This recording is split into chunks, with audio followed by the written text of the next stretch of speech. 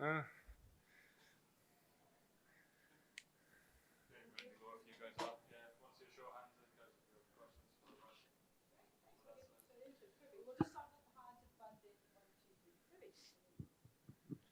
Rassie, well played. But given that you've already told us anything, I want to ask you about Quinny. Actually, I'm just kidding. yeah. Just you guys talk about your collective effort. Whether it be spreading the runs or spreading the wickets and stuff. But just how inspirational and important is it still to have a guy who's basically rattling off centuries like he's been doing and record breaking in some instances and are you nudging him to stay a bit longer in the 50 over format? It's been it's been so good to have Quinny. He has a determination about him that I haven't seen in a very long time. He's plowing back into the team in all aspects, in the bowling meetings, in the batting meetings, being one of our senior guys. The guys really feed off him, and he's one of my favorite guys to bat with. He really guided me through my innings today.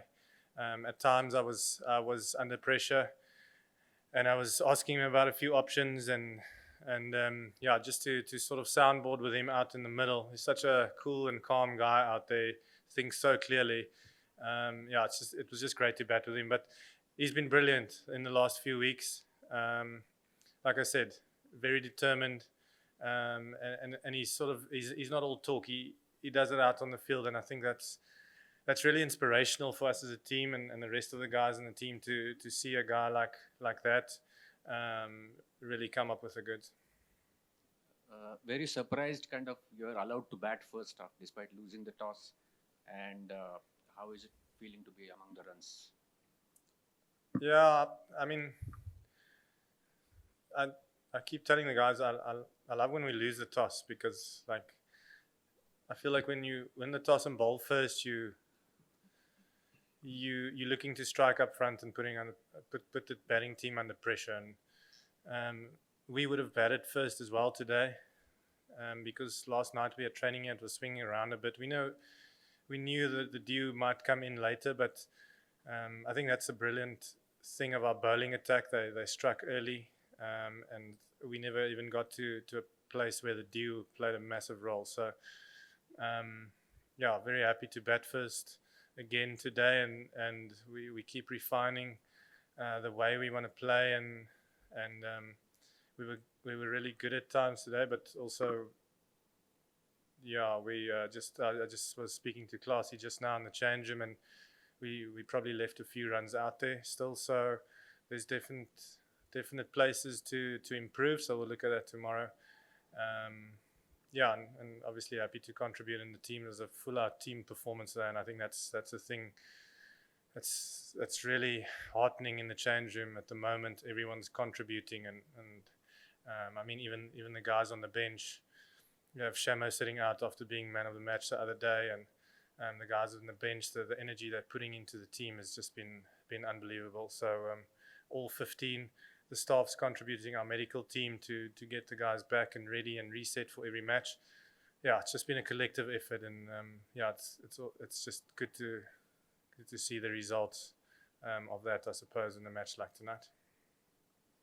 Congratulations. Hi. Congratulations Nice on cap. your win. Thank you. You spoke about it in the pre-match about doing the, as you called it, dirty work in the middle overs. First of all, what does that dirty work on in the practice and on the pitch looks like to you?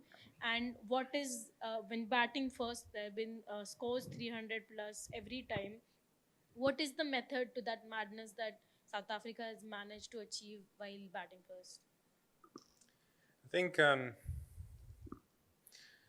I feel like all the teams these days, if you don't take wickets, guys will score big against you. And for us as a top order, it's finding that balance between being attacking and scoring runs, and also setting the base up for the middle order to come in. At a stage, Quinn and I were talking about 300, 320 maybe, if it all goes to plan. But I mean, we've seen so many times what our middle order can do when they get a platform. and luckily today again we could give it to them, and they got us to about 360, which was a really good score. We knew it was a good score, but we also knew it's a decent batting wicket, and the bowlers still had to play their part, and they did that from the start. Rassie, can you just talk a little bit about how you paced the innings, and then you said like Quinny helped you with a little bit of shot selection. Like, what kinds of things were you looking to do? Yeah, we felt they bowled pretty well up front. They didn't give us much, and that's the nature of their team. Obviously, Southern bowled very experienced, very skilled bowlers, and same for Matt Henry, to be honest. And with their finger spinners, Santner is a guy who probably has some of the best control in the world when he bowls.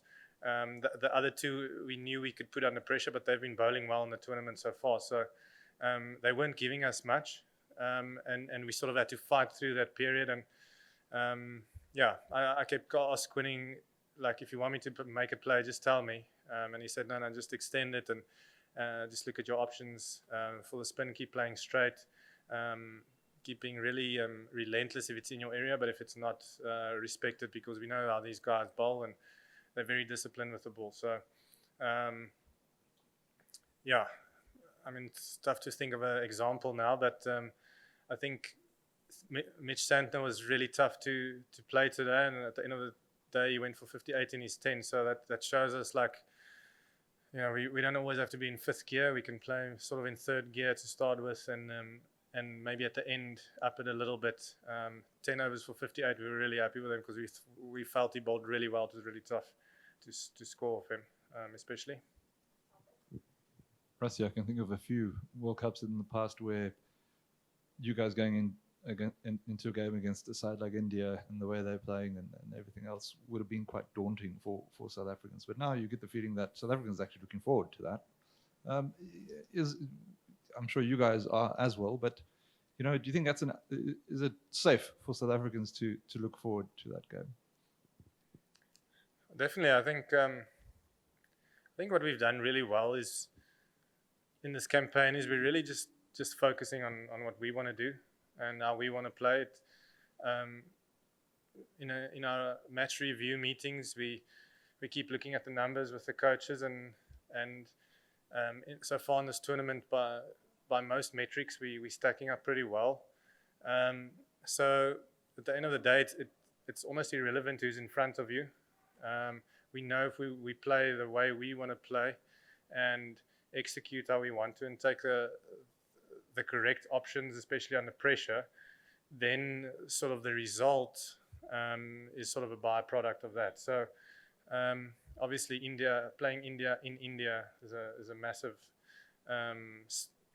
event. They've been playing really well. A lot of experience in their team. They've got all bases covered, brilliant bowling attack, and obviously the batting as well. But again, like I said, we'll go into that game knowing that if we do the things well that we want to do, we'll be in a really strong position. The challenge is to, under pressure, to stay with that, and that's what we'll look to do. But I mean, we've played them here before and we've beat them here before, so in a sense, even though it's a World Cup, it's not really too much different. We won't be looking at that too much. Yeah, if that answers your question. Kan ek in Afrikaans? Sean Pollock het glo op die TV gesê dat, en hy het in Afrikaans gesê dat dit gelyk het asof jy kopwurms gehad het in die vir die eerste deel van jou beurt met verwysing na, jy weet, dit was moeilik geweest. Dit lyk amper asof dit bietjie van 'n tema is in baie van jou beurte, dat jy dalk nie so vrylik begin en dan later opbou en dan, jy weet, met daai groot houe kom.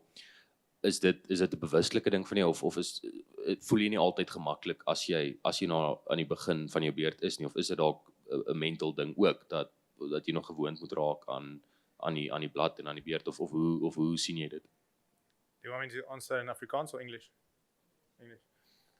So it's largely dependent on conditions. I think, like I mentioned earlier, as a top order, finding that balance between the risk you want to take and the rate you want to go at, and also limiting risk. So for me today, the conditions weren't as free flowing like we've had. In Mumbai, for example, the conditions were really good. So once Riza and I in that England game got going, it's a fast outfield. It was a really good wicket to bat on.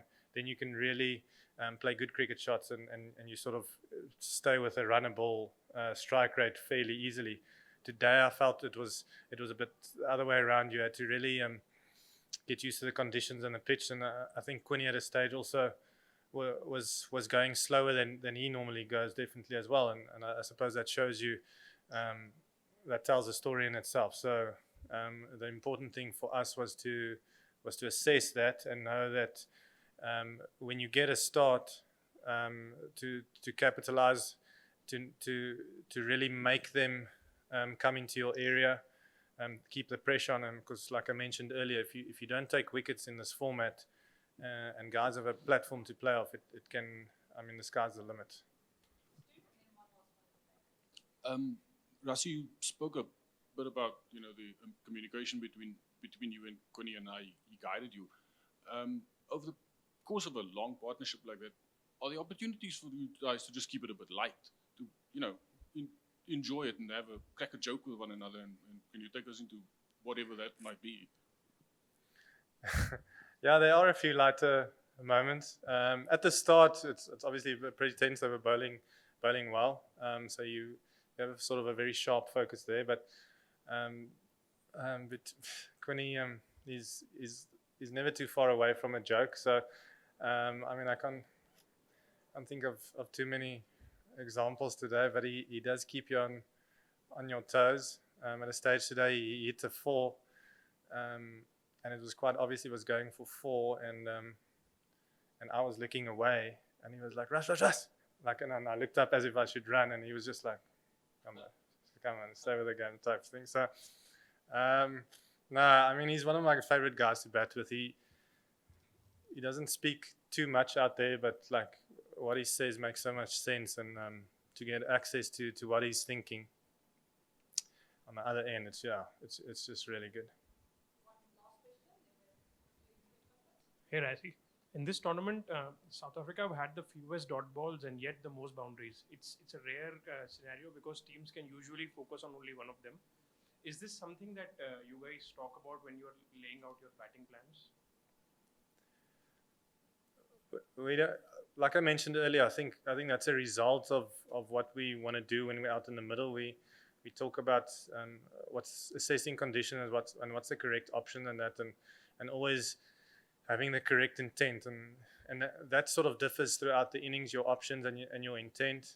But we know if we can tick those boxes, naturally you put yourself in a better position to score and to be in positions to maneuver the ball where you want to. We don't really look to tick those boxes per se, but I think they tell a story in hindsight of where we are and how we want to go about it, I suppose. Thank you.